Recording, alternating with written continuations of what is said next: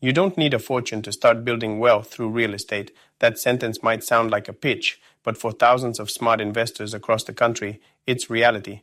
In this episode, we're going deep into the strategies behind buying investment property with little money down. Not tricks, not shortcuts, just real replicable methods that work, if you work them. Let's start by challenging a myth that you need 20% down to get into the game.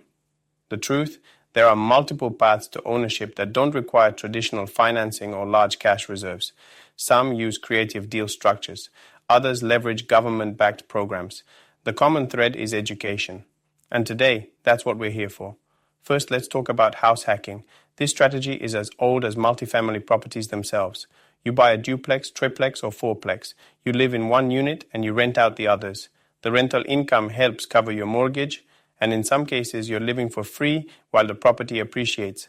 But here's the key. Because you're living there, you qualify for residential financing, which includes low down payment options like FHA loans as low as 3.5% down, or even zero down for VA-eligible buyers.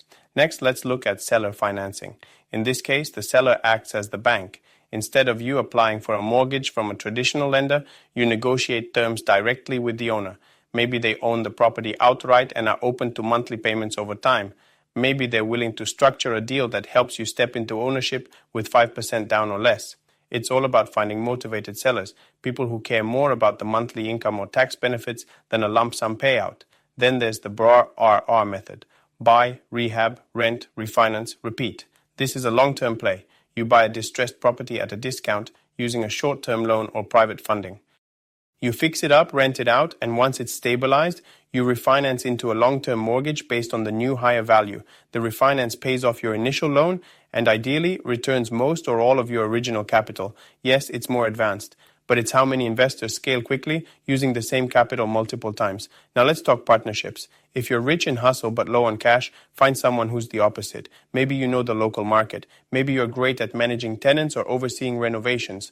Partner with someone who has money but doesn't want to be hands-on. Structure it so your skills earn you equity. In the right deal, time and knowledge are just as valuable as cash. One more approach, lease options. This is where you control a property without owning it, at least initially. You lease the property with the option to buy it at a later date, usually at a set price.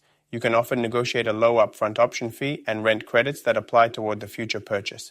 During the lease period, you can sublet the property or add value through improvements. If the property appreciates or you build enough equity through rent credits, you exercise the option and secure financing. Still with me? Good.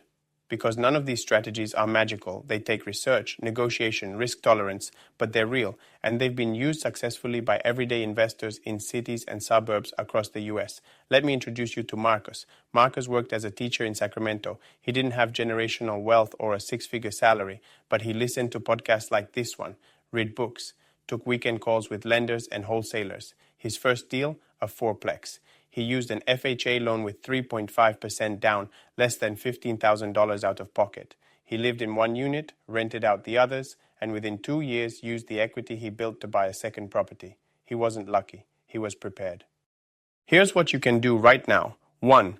Check your eligibility for FHA, VA, or USDA loans. These programs exist to help people like you, not just first-time buyers, but first-time investors using owner-occupant strategies.